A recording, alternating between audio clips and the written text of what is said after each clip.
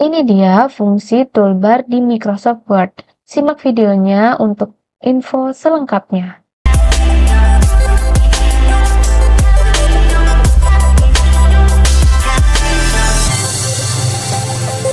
Teman-teman semua, kembali lagi bersama Arena Lomba. Pada kesempatan kali ini, saya akan menjelaskan fungsi dari toolbar di Microsoft Word. Nah, toolbar ini sering banget kita lihat, tapi mungkin belum semua tahu fungsinya satu persatu ya. Padahal dengan memahami fungsi toolbar, kita bisa bekerja lebih cepat dan efisien saat menggunakan Word. Nah, untuk pertama, ini kita buka tab file ya. Di sini ada menu file yang berisi tentang semua hal yang berkaitan dengan file dokumen. Nah, di sini ada new. New ini digunakan untuk membuat dokumen baru. Lalu ada open. Open ini digunakan untuk membuka dokumen yang sudah ada. Lalu ada save and save as, digunakan untuk menyimpan dokumen. Lalu ada print. Print ini untuk mencetak dokumen. Lalu ada share and export. Nah, ini digunakan untuk berbagi atau mengubah file ke format lain seperti PDF. Nah, ini adalah menu utama untuk manajemen dokumen.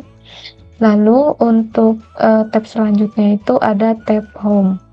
Nah, di sini tab home merupakan menu yang paling sering digunakan. Nah, menu ini berisi font. Di sini ada font. Font ini digunakan untuk mengubah jenis huruf, ukuran, warna, bold, italic, underline, dan lain-lain. Nah, selanjutnya di sini juga ada paragraf. Paragraf ini digunakan untuk mengatur rata kiri, kanan, tengah, spasi, dan numbering ya. Nah, setelah itu ada style di sini. Style ini digunakan untuk memilih gaya teks dengan cepat. Nah, selain itu di sini juga ada clipboard yang digunakan untuk cut, copy, dan paste. Nah, selanjutnya adalah tab insert. Nah, di sini insert digunakan untuk menyisipkan berbagai elemen ke dalam dokumen. Nah, insert ini terdapat tabel yang digunakan untuk membuat tabel. Lalu ada picture and shapes. Di sini digunakan untuk menyisipkan gambar atau bentuk. Lalu ada header and footer di sini ya. Header and footer menambahkan judul atas atau bawah halaman. Lalu ada page number di sini. Page number digunakan untuk memberi nomor halaman. Lalu ada link. Di sini ada link yang digunakan untuk menyisipkan hyperlink. Nah, selain itu di sini juga ada text box. Nah, di sini text box digunakan untuk menambahkan kotak teks. Lalu untuk menu atau tab selanjutnya adalah draw. Nah, di menu ini kalian bisa menggambar langsung dokumen. Biasanya digunakan saat memakai perangkat dengan stylus. Ada berbagai tools seperti pen, pensil, highlighter, dan pilihan warna.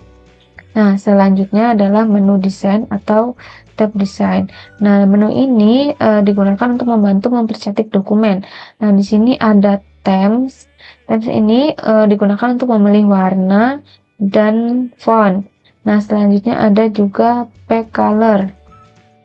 Nah, di sini ada pack color, mengubah warna latar belakang halaman. Lalu ada watermark. Nah, watermark ini digunakan untuk menambah tanda air seperti draft atau confidential. Nah, selain itu ada juga pack border. Nah, ini digunakan untuk memberi bingkai halaman ya, teman-teman. Lalu untuk menu atau tab selanjutnya adalah layout. Nah, layout ini digunakan untuk mengatur tata letak halaman. Nah, di sini ada margin. Nah, margin ini digunakan untuk mengatur batas tepi halaman. Lalu ada orientation. Ini digunakan untuk memilih tampilan portrait atau landscape.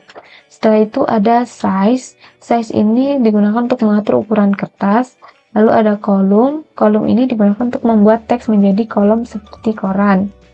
Nah, selanjutnya itu ada menu reference atau tab reference. Nah, menu ini berguna banget untuk penulisan ilmiah atau laporan ya, teman-teman. Nah, di sini ada table of contents. Nah, di sini digunakan untuk membuat daftar isi otomatis. Lalu ada footnote. Nah, footnote ini digunakan untuk menambahkan catatan kaki. Lalu ada citation and bibliography. Ini digunakan untuk menyisipkan kutipan dan daftar pustaka. Lalu ada caption.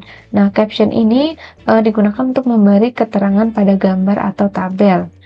Nah, setelah itu ada menu atau tab My Links. Nah, menu ini digunakan untuk membuat surat massal. Nah, ada beberapa bagian. Yang pertama ada create, di sini untuk membuat dokumen utama. Setelah itu ada select recipients. Nah, di sini digunakan untuk memilih daftar penerima dari Excel atau database. Nah, cocok banget buat kirim undangan atau surat ke banyak orang sekaligus ya. Nah, di sini ada menu atau tab review. Nah, review ini digunakan untuk mereview atau meninjau dokumen. Nah, di sini ada spelling dan grammar ya. Di sini spelling dan grammar ini digunakan untuk memeriksa ejaan dan tata bahasa. Setelah itu ada thesaurus. Nah, thesaurus ini digunakan untuk mencari sinonim kata. Setelah itu ada track change. Di sini track change digunakan untuk mencatat perubahan yang dilakukan editor. Lalu ada comment. Nah, komen ini digunakan untuk menambahkan komentar ya. Lalu ada compare. Compare ini digunakan untuk membandingkan dua dokumen. Nah, selanjutnya untuk menu atau tab view. Ini untuk digunakan untuk mengatur tampilan layar kerja. Nah, di sini ada beberapa bagian. Yang pertama ada read mode. Di sini untuk tampilan untuk membaca. Lalu ada print layout. Nah, print layout ini digunakan untuk tampilan seperti hasil cetakan. Lalu ada zoom. Zoom ini untuk memperbesar atau memperkecil tampilan. Lalu ada ruler and grid lines. Ini digunakan untuk membantu mengatur objek lebih presisi ya.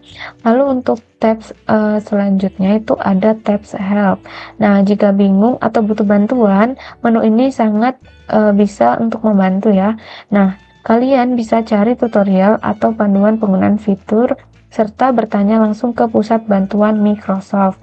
Nah, untuk yang menu atau tab terakhir ini adalah Acrobat. Nah, menu ini digunakan untuk mengubah dokumen Word ke PDF, mengatur keamanan PDF, dan menandatangani dokumen digital secara langsung ya teman-teman.